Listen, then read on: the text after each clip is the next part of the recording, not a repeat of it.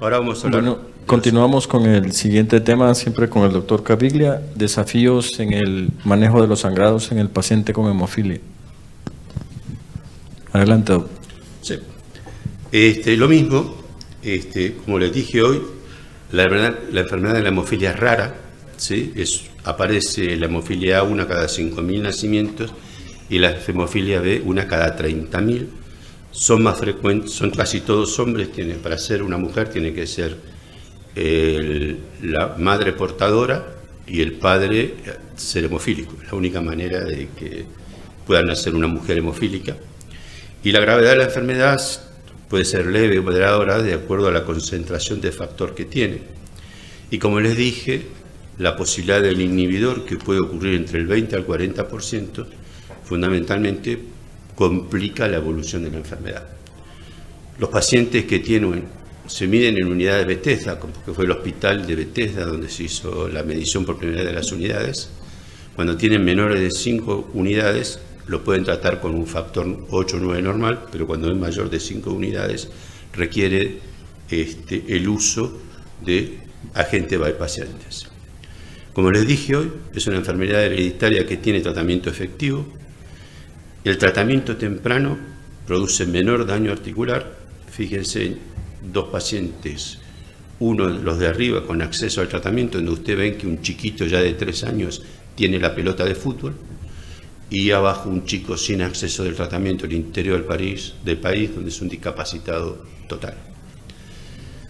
Al principio, cuando nosotros hicimos jugar a los pacientes hemofílicos al fútbol en el mundo, nos dijeron que estábamos totalmente desquiciados, ¿sí? En la primera presentación que la hice en Israel en el año 2001, me dijeron que les enseñara a jugar a jueguitos de play o algún otro juego, en vez de que el paciente no podía jugar al fútbol. Pero en la Argentina, yo supongo, aquí no sé, pero en Colombia pienso que debe ser igual. Los pacientes, lo único que quiere un niño es jugar al fútbol.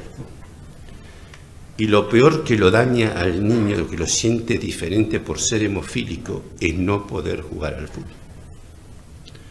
Entonces, nosotros hicimos un grupo de colaboración con las psicólogas, un grupo de trabajo, las kinesiólogas, todo.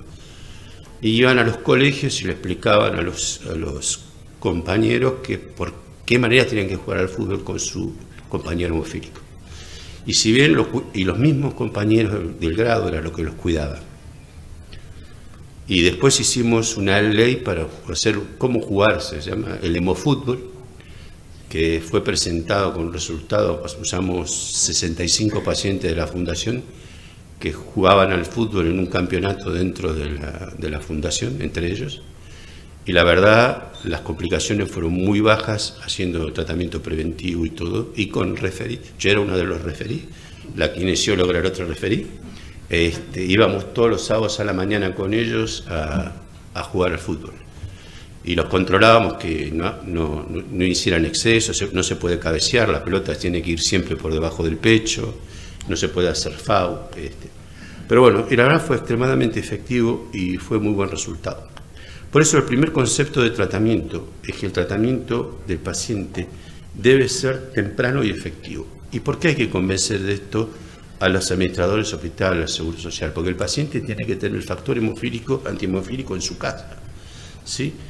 Es la única manera que le permite tener un buen resultado. Fíjese, como le mostré, el discapacitado por no tener acceso a tratamiento y el otro paciente hemofílico con hemofilia grave que tiene 1% de factor, es un jugador de golf semiprofesional. Por eso es importante que ustedes sepan que más del 75% de los pacientes, de los niños del mundo, no reciben adecuado tratamiento y la mayoría de ellos son discapacitados, como ven en la tercera foto. Y esto es importante el ortopedista, porque si ustedes escuchan los trabajos europeos, dicen que el ortopedista ya no es necesario porque los pacientes tienen pocas lesiones articulares. Pero el 85% de los pacientes viven en lugares donde no hay acceso al tratamiento, donde el ortopedista es la herramienta fundamental para poder cambiar la calidad de vida de los pacientes. El hematoma ocurre en el 80% en el sistema musculoesquelético y de acuerdo a su ubicación es el riesgo del mismo. No es lo mismo tener un hematoma ahí en la región anal. Fíjese en el brazo, el hematoma pequeño, ocurre en son el 10 al 30% de todos los episodios hemorrágicos musculoesqueléticos, pero fíjense en el otro hematoma, en otro paciente, en el brazo, fíjense la diferencia de magnitud de un hematoma con otro. Los dos pacientes no pueden ser tratados iguales, porque el compromiso del hematoma resulta diferente. O observen ustedes, por ejemplo, en el último, debajo de la pierna, cuando el paciente llega encima del hematoma, llegó inmovilizado, lo cual tiene un síndrome compartimental con todas las ampollas en la pierna. Entonces, la hemartrosis es el comienzo del problema. Las articulaciones más frecuentes son el tobillo, la rodilla y el codo. Y cuando se produce esta hemartrosis, lo más importante de todo es que el paciente pueda reconocer su aura. ¿Y qué es el aura? ¿Sí? Ahí ven la hemartrosis. ¿Sí? El aura lo entienden perfectamente los pacientes que tienen convulsiones. Los pacientes que tienen convulsiones saben cuando van a convulsionar porque sienten el aura. El hemofílico es igual. El hemofílico dice, ¿cuál es tu aura? Y mi aura es que empiezo a sentir que la rodilla me pica. Otro dice, yo empiezo a sentir que la rodilla se me empieza a calentar. Entonces, ese es el momento donde hay que aplicar el factor octavo, el 9, porque de ese momento, ese tratamiento precoz hace que el paciente, la hemartrosis, no progrese. Por eso, como yo les dije, es importante la educación de la familia y la autodifusión del paciente. Entonces, el tratamiento debe iniciarse con el aura, ¿sí? Y cuando el paciente consulta al centro de atención, ya debe haber recibido por lo menos 1 o 2 dosis de factor 8 o factor 9, y con eso usted previene la presencia de la hemartrosis. La hemartrosis, es importante que ustedes, hay una nueva modalidad de tratamiento, que es que se usa la ecografía y se usa la punción articular para evacuar la hemartrosis. El problema es que cuando la gente le dice al paciente, bueno, usted cuando venga al centro, cuando tenga la hemartrosis, que yo le voy a hacer la ecografía y se la voy a punzar. Entonces, el paciente tiene la hemartrosis sábado a la mañana, sábado y domingo está cerrado, va el lunes, 2 días sin tratamiento, la articulación sangrando. Y los pacientes con hemofilia, como yo les mostré, el grave, el moderado y el leve, tienen un poco de factor octavo. Depende de la variedad, el grado de factor octavo que tiene. Entonces, lo que ustedes, también aparte de la articulación, lo que ustedes ya van a encontrar es que el paciente tiene coágulos dentro de la articulación. Entonces, ustedes nunca con una aspiración, ¿sí?, van a poder evacuar los coágulos. O sea que el objetivo para hacer un trabajo científico que lo ven con el ecosound y le hacen la punción, usted pierde el tiempo de oro, que es el tratamiento original de la hemartrosis. Pero además, muchas veces eso lo hace el hematólogo en condiciones no asépticas. Entonces, el problema es que cuando hace eso en condiciones no asépticas, hay riesgo de, obviamente, la artritis séptica. Y la artritis séptica es 10 veces peor que una hemartrosis dentro de la articulación de un paciente con hemofilia. Por eso, esperen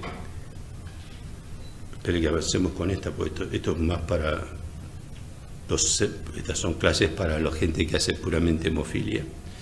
¿Sí? Entonces, cuando uno tiene una hemartrosis con coágulos en su interior, no lo puede hacer con una jeringa, con una aguja 58. Eso requiere que usted use cánula de artroscopía, ¿sí?, que evacúe la articulación, y así usted puede sacar la sangre y los coágulos dentro de la articulación. Espere que avancemos.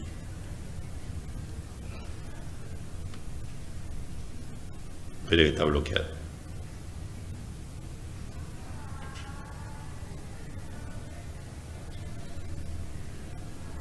Entonces, por eso cuando el paciente, hay otro paciente que es importante porque son los pacientes que tienen profilaxis. Hoy el tratamiento ideal para los pacientes con hemofilia es que el paciente reciba profilaxis a partir de los 2 años. O sea, ¿qué significa la profilaxis?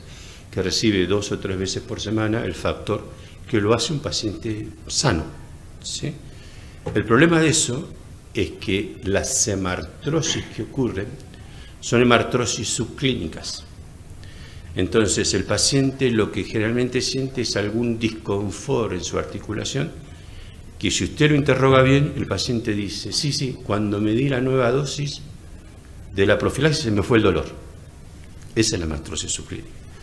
El problema es que la hemartrosis subclínica produce el daño articular igual que la hemartrosis general. Entonces, si bien es más lento, los pacientes con profilaxis, entre los 14 y 18 años, el 40% tiene alguna forma de artropatía y eso. Y el diagnóstico para hacer esa hemartrosis subclínica es obviamente el ecógrafo. El ecógrafo tiene la ventaja que es dinámico, es accesible y permite encontrar la evolución del tratamiento.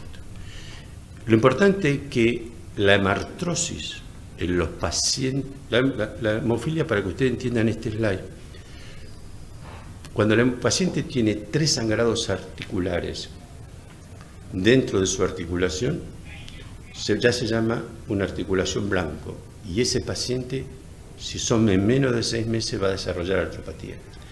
Entonces uno lo que tiene que tratar es que el paciente no desarrolle la artropatía. Cuando hace 2 en 6 meses se habla de una articulación en riesgo. Entonces, ¿qué hay que hacer? Nosotros le ponemos profilaxis si el paciente no lo tiene, que se llama profilaxis secundaria, en la 2 para evitar que haga la lesión del grado de artropatía. En los pacientes con inhibidores, la hemartrosis común debe ser considerada una articulación en riesgo, como si hubiera 2 de un paciente sin inhibidor. Y ese requiere profilaxis. Y la hemartrosis en riesgo en el paciente con inhibidor debe hacerse tratada como si fuera una articulación blanco. Y las articulaciones blanco en los pacientes con inhibidor, lo que hay que tratarlo es como si fuera una sinovitis. Es al revés de lo que la mayoría de la gente piensa.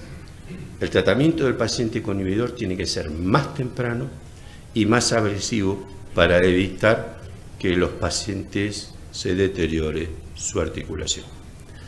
Por eso yo les digo que lo importante es ser el tratamiento rápido y efectivo. Quiero hablar de algo que generalmente no se toma conciencia. Es que los pacientes que tienen una hemartrosis, un sangrado intraarticular, lo que se produce es una disfunción muscular refleja. Inmediatamente uno lo ve, uno lo entiende con el dropping shoulder, que es una disfunción muscular refleja. Esto es lo mismo.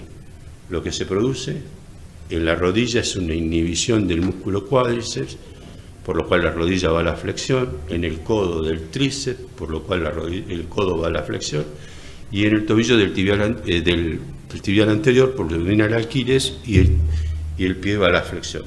Entonces es importante que la diagnostiquen rápidamente, que relajen los músculos contracturados. Cuando son crónicas, incluso podemos usar el botox.